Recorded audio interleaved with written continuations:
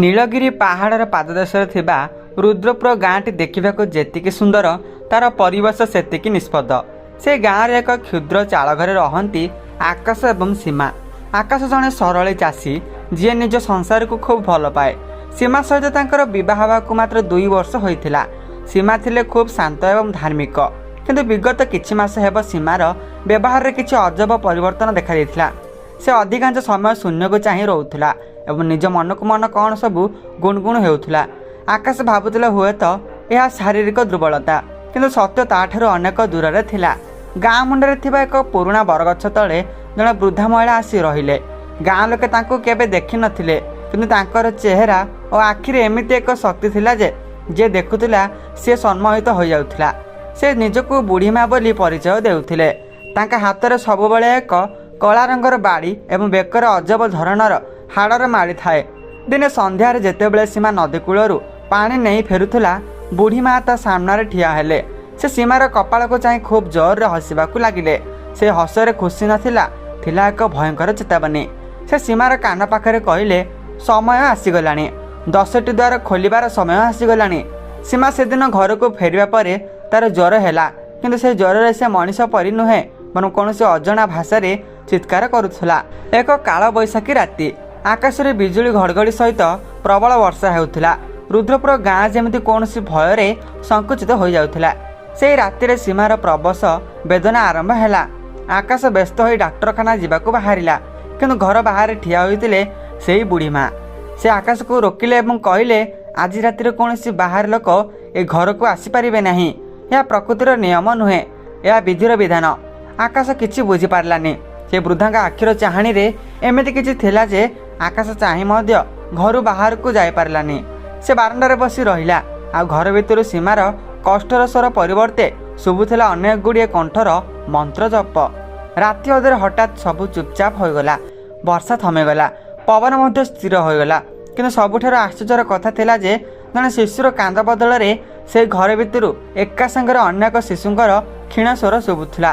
ଆକାଶର ମନରେ ଭୟ ଓ ଆଶ୍ଚର୍ଯ୍ୟ ଦୁଇଟି ଯାକ ଖେଳୁଥିଲା।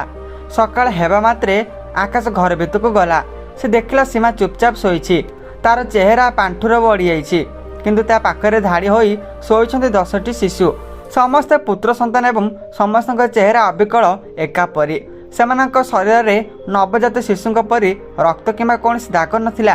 ସେମାନେ ଯେମିତି କୌଣସି ମୂର୍ତ୍ତି ପରି ସୁନ୍ଦର ଓ ସ୍ଥିର ଥିଲେ। ଗାଁରେ ଏହି ଖବର ନିଆଁ ଭଳି ବ୍ୟାପିଗଲା। ଲୋକେ ଧାଇଁ ଆସିଲେ ଦେଖିବା ପାଇଁ। କିଏ ଏହାକୁ ଚମତ୍କାର କହିଲା ତ କିଏ କହିଲା ଏହା ଭଗବାନଙ୍କ ଆଶୀର୍ବାଦ। କିନ୍ତୁ ଗାଁର ପୁରୁଣା ପଣ୍ଡିତ ଯେତେବେଳେ ସେ ଶିଶୁମାନଙ୍କୁ ଦେଖିଲେ, ତାଙ୍କ ମୁହଁ ଶୁଖିଗଲା। ସେ କେବଳ ଏତିକି କହିଲେ, ଏହା ଆଶୀର୍ବାଦ ନୁହେଁ, ଏହା ଏକ ପୁରୁଣା ଋଣର ପ୍ରତିଶୋଧ। କିନ୍ତୁ ଉତ୍ସାହରେ ମାତିଥିବା ଗାଁ ଲୋକେ ତାଙ୍କ କଥାକୁ କେହି ଗୁରୁତ୍ୱ ଦେଲେ ନାହିଁ। ସେହି ଦିନଠାରୁ ସୀମା ଆଉ ସେହି ସୁନ୍ଦର ହସୁଥିବା ସ୍ତ୍ରୀ ହୋଇ ରହିଲା ନାହିଁ। ସେ କାହା ସହିତ କଥା ହେଉନଥିଲା। ତାର ଆଖି ସବୁବେଳେ ଲାଲ ରହୁଥିଲା। ସେ ସେହି 10ଟି ଶିଶୁଙ୍କୁ ଏମିତି ଭାବେ ଜଗି ରହୁଥିଲା ଯେମିତି ସେମାନେ ଶିଶୁ ନୁହେଁ, କୌଣସି ବହୁମୂଲ୍ୟ ସମ୍ପତ୍ତି। ସବୁଠାରୁ ଆଶ୍ଚର୍ଯ୍ୟର କଥା ଥିଲା, ସେହି ଶିଶୁମାନେ କେବେ ମଧ୍ୟ କ୍ଷୀର ପାଇଁ କାନ୍ଦୁନଥିଲେ କିମ୍ବା ସାଧାରଣ ଶିଶୁଙ୍କ ପରି ହାତ ଗୋଡ଼ ମାରୁନଥିଲେ। ସେମାନେ କେବଳ ଚୁପଚାପ ଶୋଇ ରହୁଥିଲେ ଏବଂ ସେମାନଙ୍କ ଆଖି ସବୁବେଳେ ଖୋଲା ରହୁଥିଲା। ଆକାଶ ଲକ୍ଷ୍ୟ କଲା ଯେ ସୀମା ରାତିରେ ସମସ୍ତେ ଶୋଇବା ପରେ ଉଠି ସେହି ବୁଢ଼ୀ ମା ସହିତ ଗୁପ୍ତରେ କଥା ହେଉଛି। ସେମାନଙ୍କ ଭାଷା ଆକାଶକୁ ବୁଝା ପଡ଼ୁନଥିଲା। ଗୋଟିଏ ସପ୍ତାହ ପରେ ଗାଁରେ ଆରମ୍ଭ ହେଲା ବିପର୍ଯ୍ୟୟ। ଗାଁର ପୋଷା ଜୀବଜନ୍ତୁମାନେ ରହସ୍ୟମୟ ଭାବେ ମରିବାକୁ ଲାଗିଲେ। ସେମାନଙ୍କ ଶରୀରରେ କୌଣସି ଆଘାତ ନଥିଲା, କେବଳ ଲାଗୁଥିଲା ଯେମିତି ସେମାନଙ୍କ ଭିତରୁ ସବୁ ଜୀବନ ଶକ୍ତି ଶୋଷି ନିଆଯାଉଛି। ଦିନ ରାତିରେ ଆକାଶ ଶୋଇବାର ଅଭିନୟ କରି ସୀମା ଉପରେ ନଜର ରଖିଲା। ସେ ଦେଖିଲା ସୀମା ଉଠି ସେହି 10ଟି ଶିଶୁଙ୍କ ଘରର ମଝି କୋଠରୀକୁ ନେଇଗଲା। ଆକାଶ କବାଟ ଫାଙ୍କରେ ଦେଖିଲା ଯେ କୋଠରୀ ଭିତରେ କୌଣସି ଆଲୋକ ନାହିଁ, କିନ୍ତୁ ସେଠାରେ 10ଟି ନୀଳ ରଙ୍ଗର ଛାୟା ବୁଲୁଛନ୍ତି। ବୁଢ଼ୀ ମା ମଝିରେ ବସି ଏକ ପାତ୍ରରେ କଳା ରଙ୍ଗର କିଛି ତରଳ ପଦାର୍ଥ ରଖିଛନ୍ତି। ସେ ମୁହୂର୍ତ୍ତରେ ଆକାଶ ଅନୁଭବ କଲା ଯେ ସେ ଯାହାକୁ ନିଜର ସନ୍ତାନ ବୋଲି ଭାବୁଥିଲା, ସେମାନେ ପ୍ରକୃତରେ ସନ୍ତାନ ନୁହନ୍ତି। ସେମାନେ ହେଉଛନ୍ତି କୌଣସି ଭୟଙ୍କର ଅନ୍ଧାର ଶକ୍ତିର ମାଧ୍ୟମ। ଆକାଶର ପାଦ ଥରିବାକୁ ଲାଗିଲା। ସେ କୋଠରୀରୁ ଏକ ଥଣ୍ଡା ପବନ ବାହାରି ଆସି ତାର ଶରୀରକୁ ସ୍ପର୍ଶ କଲା। ସେ ବୁଝିପାରିଲା ଯେ ରୁଦ୍ରପୁର ଗାଁ ଉପରେ ଏକ ବଡ଼ ବିପଦ ମାଡ଼ି ଆସୁଛି। ଆକାଶ ସେହି ରାତିରେ ଯାହା ଦେଖିଲା ତାହା ତାର ଚେତନାକୁ ଦୋହଲାଇ ଦେଇଥିଲା। ସେ 10ଟି ଶିଶୁଙ୍କ ବଦଳରେ ସେଠାରେ ଥିବା 10ଟି କଳାଛାୟା କାନ୍ଥରେ एमिति भावे घूरी बुलुथिले जेमिति सेमाने कौनसी जीवंत शरीर अपेक्षार अछंती। सीमा से छाया मानक देखि हसुथिला किंतु से हसरे सीमार परिचित कमलता नथिला। से जेमिति कौनसी प्रेतात्मा द्वारा नियंत्रित हेउथिला। आकाश चुपचाप निज बिछणा को फेरी आसिला किंतु ता आखि को निद आसिला नहीं। से अनुभव कला जे तार निज घरे एबे ता पय अपरिचित हो जाइछि। कांथ गुड़िक जेमिति शीतल हो जाइछन्ति एवं वायुमंडल रे एक अजब परिमल व्यापीछि जहाँ कौनसी पुराणा कबर स्थान किंबा परित्यक्त मंदिर गंध भली थिला। सकाळ हेबा मात्र रुद्रपुर रे पुणी एक घटना घटिला। गाँव मुखियांकर गुहाल थिबा सबुजाक गाई रक्तहीन अवस्था रे मरी पड़िथिले। सेमानक शरीर रे कौनसी क्षत नथिला किंतु लागुथिला जेमिति सेमानकर समस्त प्राणशक्ति केही जणे शोषी नेइछि। गाँ लोकक मध्य भय और सन्देह बढ़िबाकू लागिला। किछि लोक कहले यह पहाड़िया अभिशाप, आउ किछि लोक आकाशर 10टी शिशुंक आड़क आंगुठी देखाइबाकू लागिले। सेमानक मतरे जो दिन ठारे अलौकिक शिशु माने जन्म होइछन्ति सेहि दिन ठारू गाँ रे एसबु अशुभ घटना घटुछि। आकाश जेतेबेले यह शुणिला से निजको असहाय अनुभव कला। से सीमा को पचारबाकू चेष्टा कला किंतु सीमा केवल एतिक कहला सेमाने क्षुधित आकाश, सेमानक बढ़िया पाई शक्ति दरकार। आकाश लुचि छपि गाँव से वृद्ध पंडित जगन्नाथ मिश्र पाखक गला। पंडिते तांको पुराणा तालपत्र पोथी खोली किछि गणना करुथिले।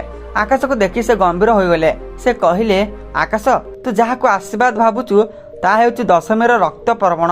प्रति 100 वर्षर थरे एही पहाड़ थिबा अंधार शक्ति निजको जीवित करिया पई एक माध्यम खोजे।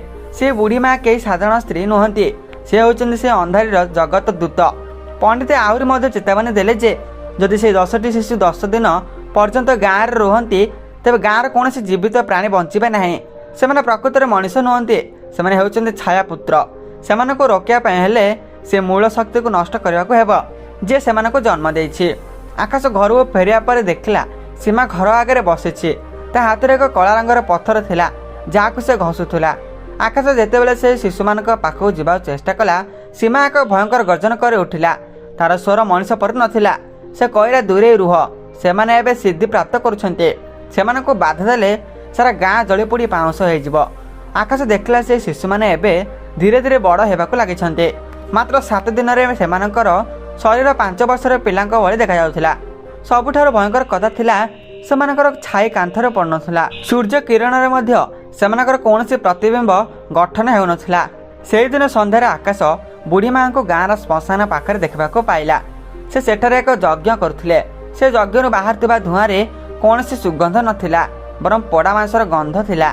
बुढ़ी माँ जनक चित्कार करी कहउथिले, हे अंधारर प्रभु, ए 10टी बलि ग्रहण कर एवं एही माटी को निजर शासन रे नियो। आकाश बुझिगला जे सीमा केबे गर्भवती नथिला।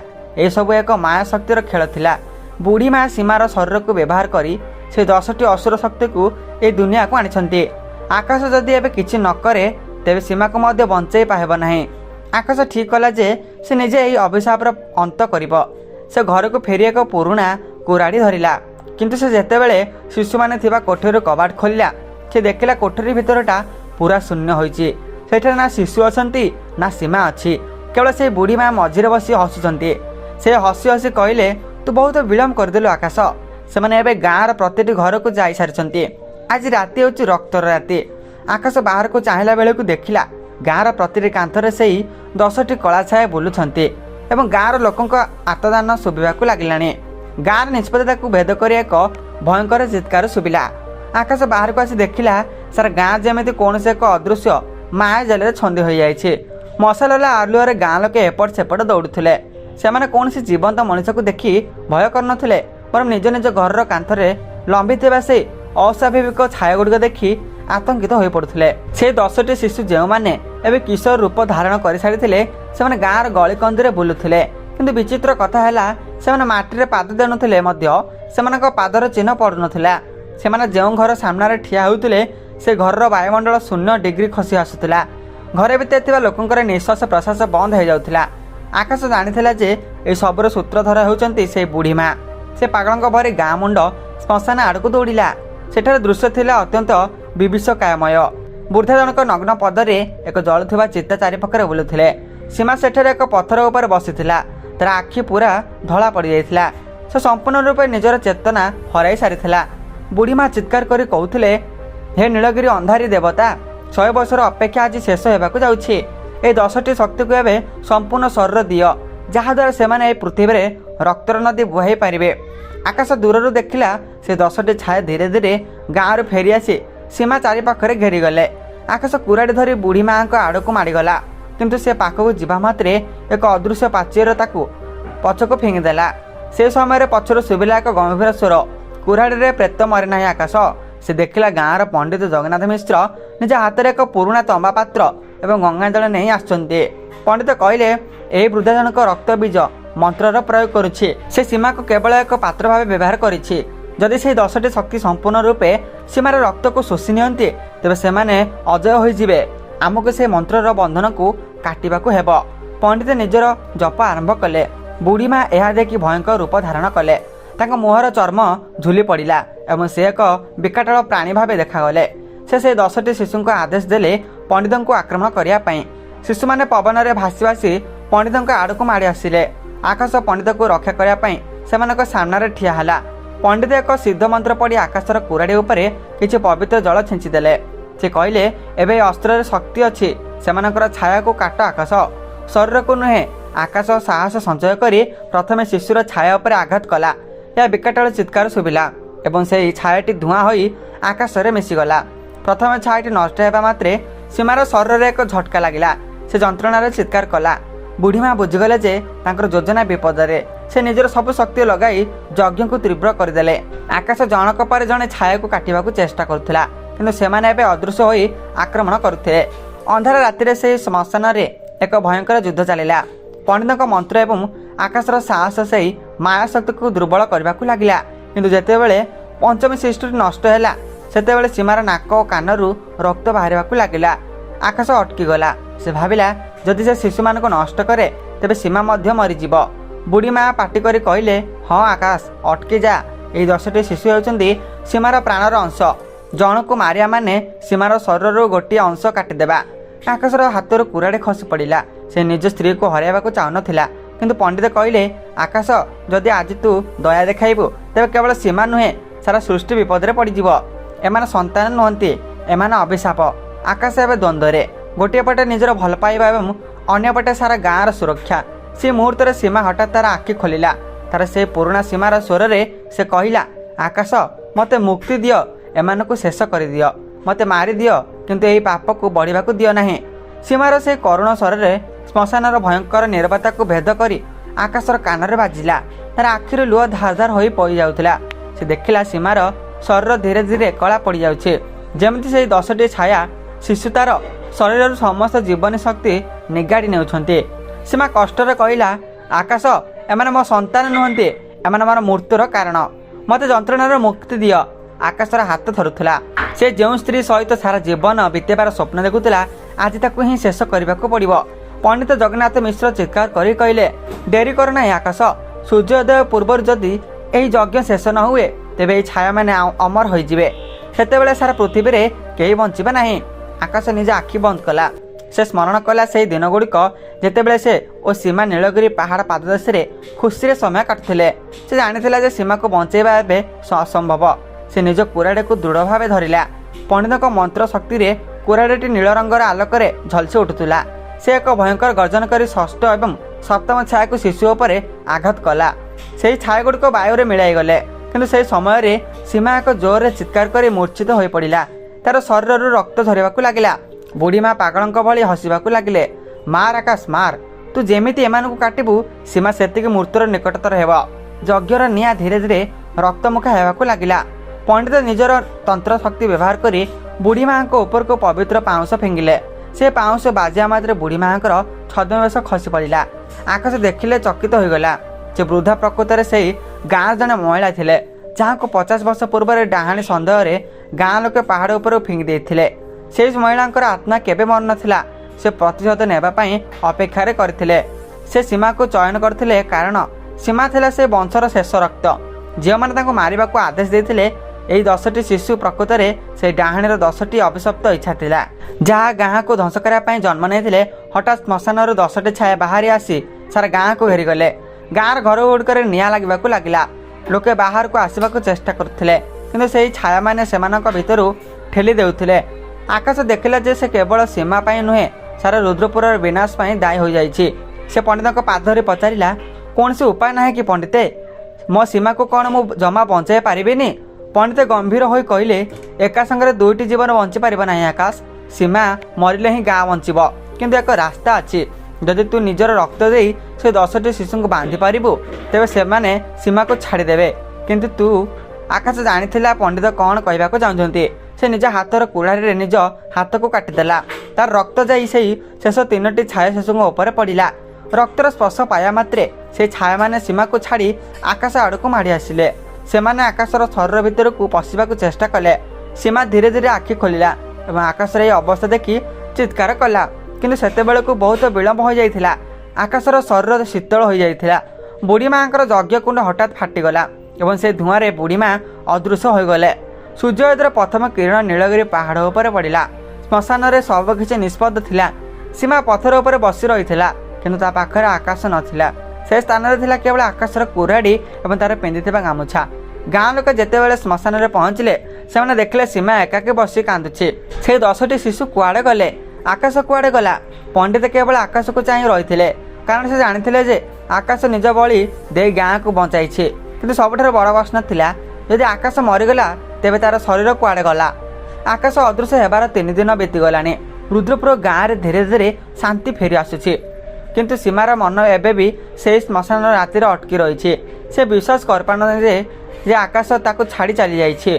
जे जेतेबेले भी आखि बंद करुछि ताको शुभुछि आकाशर से जंत्रणादायक स्वर एवं से 10टी छाया शिशुंकर विकटाल हस।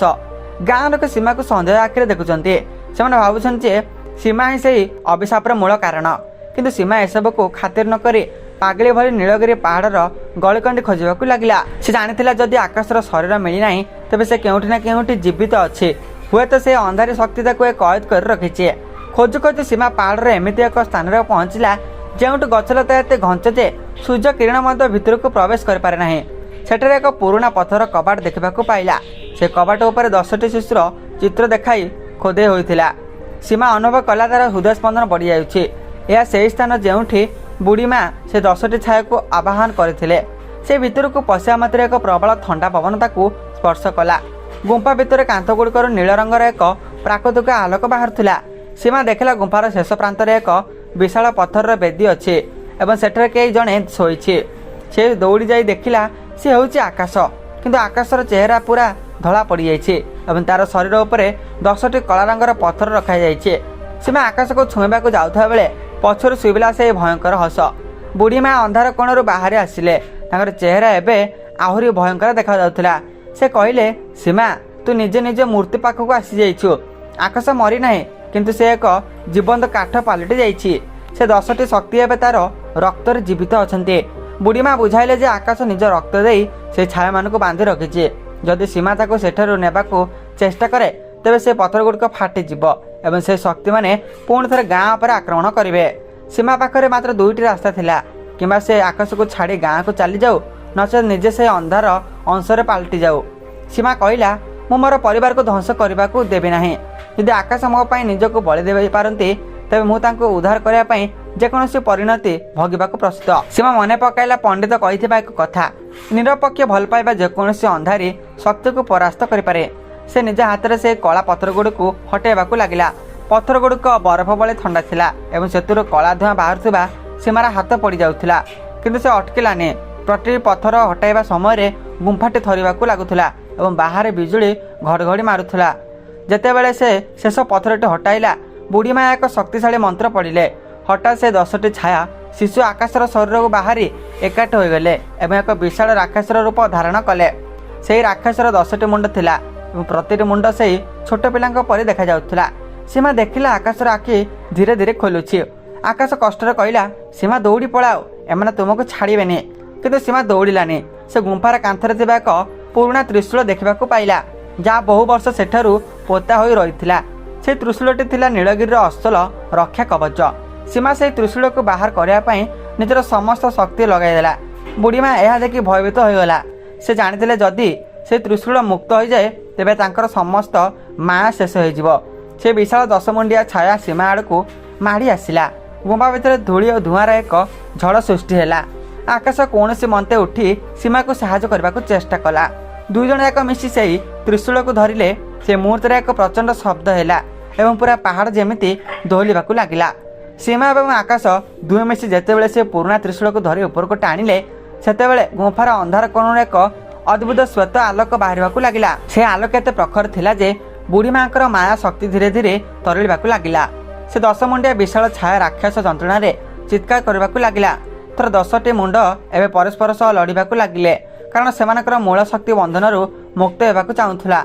बुढ़ी माँ पाटी कर कहते ना यह हो पार ना 100 वर्षर तपस्या एमती वृथा हो पार ना। से निजर शेष रक्त बिंदु दे से राक्षस को जीवित रखा चेष्टा कले किंतु आकाश और सीमा मिलित प्रयास आगे से अभिशाप आउ बेसी समय तिष्टि पारा ना। हठात से 10टी छाया शिशु पृथक होगले किंतु एथर सेमानक चेहरा भयंकर नथिला। त्रिशूलर पवित्र शक्ति सेमानकर भितर असुरी माया को बाहर कर देथिला। आकाश और सीमा देखले जे सेमाने हेउछंती से गाँर से 10टी आत्मा जो माने विगत 100 वर्ष धरी बुढ़ी माँ कब्जा बंदी हो रही। बुढ़ी माँ सेमानक व्यवहार कर गाँर सर्वनाश करने को चाहूले। से शिशु माने सीमा को चाह धीरे धीरे हसिले। सेमानक आखिरे एक अजब शांति थिला। सेमाने जानिथिले जे सेमानकर मुक्तिर समय आसी जाइछि। सेमाने धीरे धीरे से श्वेत आलोक मिशिबा लगे। जेतेबेले शेष शिशुटी आलोक मिशिगला बुढ़ी माँ शरीर पाउंस हो झड़वा लगिला। तांकर प्रतिहत निआ से गुंफारे सबुदिन पर लिभिगला। गुंफाटे धीरे धीरे भुषुड़ा लगिला। आकाश सीमार हाथ धरे कौन मते बाहर दौड़ी आसिले। सेमाने बाहर को आसिया मात्र गुंफार द्वार एक विशाल पथर बंद होगला। नीलगिरी पहाड़ पुणी थर शांत होगला। पक्षी मानकर कलबर शुभिला एवं सारा गाँव में एक नूतन सकाळ आरंभ है। रुद्रपुर गाँ लोक जितेबाला सका उठी से अनुभव कले से मनरे से बहु वर्ष पुराणा भय दूर हो सारी। गुहाल मरीथिबा जीव मैंने बंचीते सत किंतु गाँव परिवेश एक पवित्रता खेली जाइथिला।